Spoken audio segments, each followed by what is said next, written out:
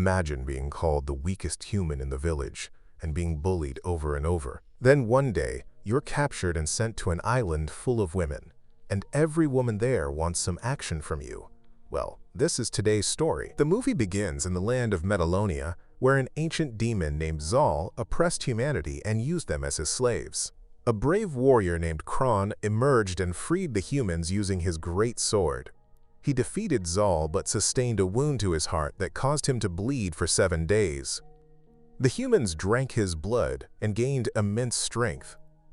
Kron died after seeing the superhumans, and thus the barbarian race was born.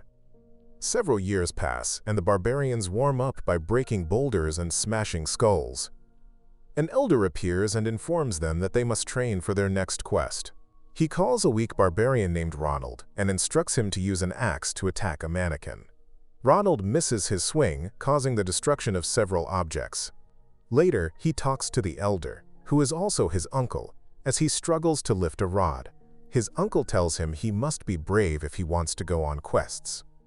Other barbarians laugh at Ronal because he has no muscles. Ronal continues complaining, but his uncle throws some weights at him. Suddenly, a guard spots an incoming carriage and alerts the others. The barbarians prepare for battle as the elder stops the carriage. Master Florian steps out and says he is an entertainer. The barbarians are ready to attack, but Ronal explains that Florian isn't a threat. They let him in, and Florian's apprentice Albert immediately starts flirting with the women. That night, the barbarians throw a party. Gorak hits Ronal several times as he tries to talk to some women.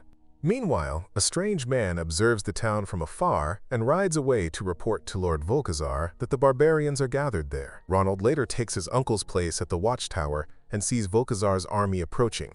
He tries to blow the horn, but he isn't strong enough. Volcazar orders his men to rain fire on the town, and they launch catapults. The barbarians mistake the explosions for fireworks until the fireballs begin hitting them. The elder warns that they are under attack. Chaos breaks out as Volcazar's men overwhelm the barbarians. Ronal clings to the falling horn, which traps Albert.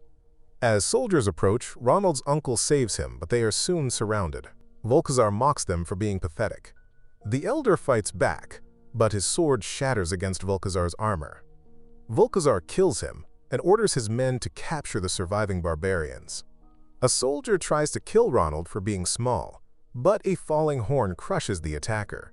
Albert appears, and Ronal rushes to his dying uncle, who tells him to seek the oracle, saying he is the only hope the barbarians have left.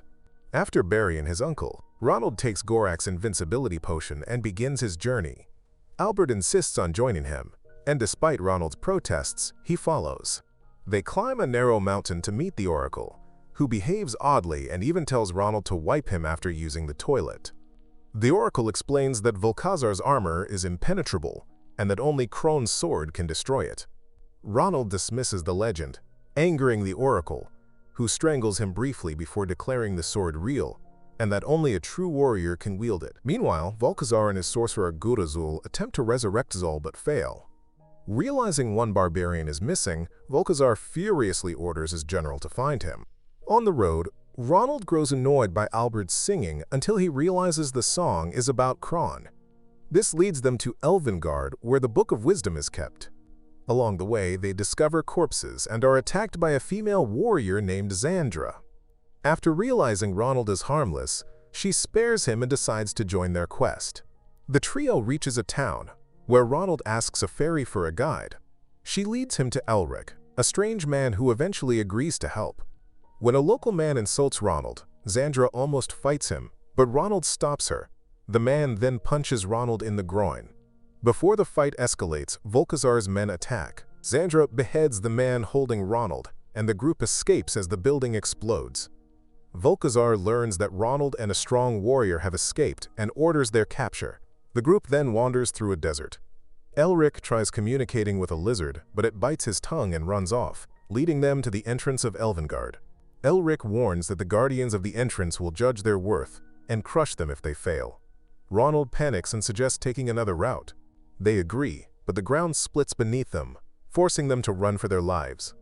After barely escaping, Zandra scolds Ronal for avoiding danger. Elric shows them the Elven Tower, where the Book of Wisdom is kept. Ronal drinks Gorak's invincibility potion to sneak past the guards, but it doesn't fully cover his groin. He manages to reach the top, dodging traps and elves, and tears a page from the book. On his way out, he falls, lands on a mousetrap, and gets shot in the groin by fairy arrows before tumbling into a river. He emerges from the water holding the page, impressing Zandra. Elric reads it and learns that Kron's sword is buried on the Mountain of Eternity. Albert points out that it's nearby. Zandra admits she misjudged Ronald and praises his bravery. She then confides in him about her destiny to marry a man who defeats her in battle, though none ever have. She says it feels good to finally open up to someone. Suddenly, they hear a strange noise. A flying monster swoops down and captures Elric, while Volcazar's general captures Zandra. Ronald and Albert escape but are soon captured by a group of Amazonians. Mistaking them for ugly women, the Amazons bring them to their queen. When Albert explains they are actually men, the Amazons are shocked. The women celebrate, and the queen orders them to take the men to the mating chamber. Meanwhile, Volcazar's soldiers drag Zandra into the castle. He touches her, but she breaks free and attacks him. A fierce fight breaks out. Volcazar's weapon gets stuck between some rocks, and Zandra tries to strike him with her axe. But it breaks. He knocks her down, threatens to kill her, but then decides to spare her, saying she must now obey him since he defeated her. Back with the Amazonians, Ronald is returned to his room, clutching his groin. He tells Albert that they plan to use him tomorrow. Worried about Zandra, Ronald insists on rescuing her. Albert refuses, saying he'd rather stay with the women, and Ronald storms off angrily.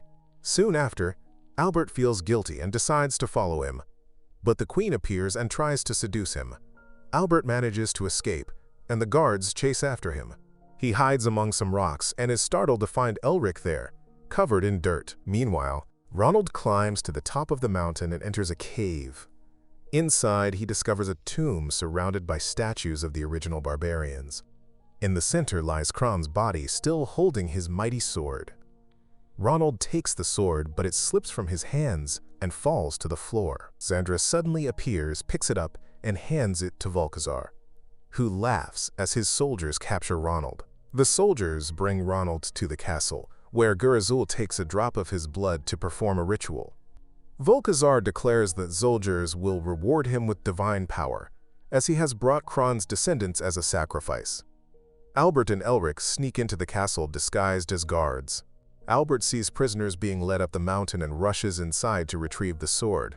When the soldiers spot him, he distracts them with his singing, grabs the sword, and escapes.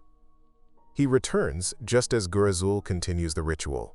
Albert frees Ronald, and the general confronts them. Ronald swings the sword, but misses, accidentally releasing the other barbarians. The freed warriors rise up and attack Volcazar's soldiers. Volcazar orders Zandra to fight against the barbarians. Ronald stops her, asking if she'll really kill the only person who cares about her just because she lost a fight. He saves her from falling rocks, but she becomes trapped beneath them. Gurazul urges Volcazar to drink the barbarians' blood. Volcazar drinks it and gains Zol's divine power, transforming into a massive demon. As the demon rampages, Albert shouts that Volcazar's weak point is his forehead and tells Ronald to stab it. Ronald mounts a flying creature and charges toward him. He tries to stab the forehead but misses, and the sword falls to the ground. Zandra catches it and defies Volcazar's command, slashing his hand. Enraged, he grabs her. Ronald climbs up his arm, retrieves the sword, and drives it deep into Volcazar's forehead. Volcazar laughs, thinking nothing has happened, then suddenly explodes and dies. The smoke clears, and Zandra rushes to Ronald, who appears lifeless. The barbarians mourn, but Ronald suddenly wakes up. Everyone cheers as Zandra kisses him, saying he has won her heart. The barbarians return home to rebuild their town. Elric gives them massages, Albert becomes a ladies' man, and Ronald marries Zandra.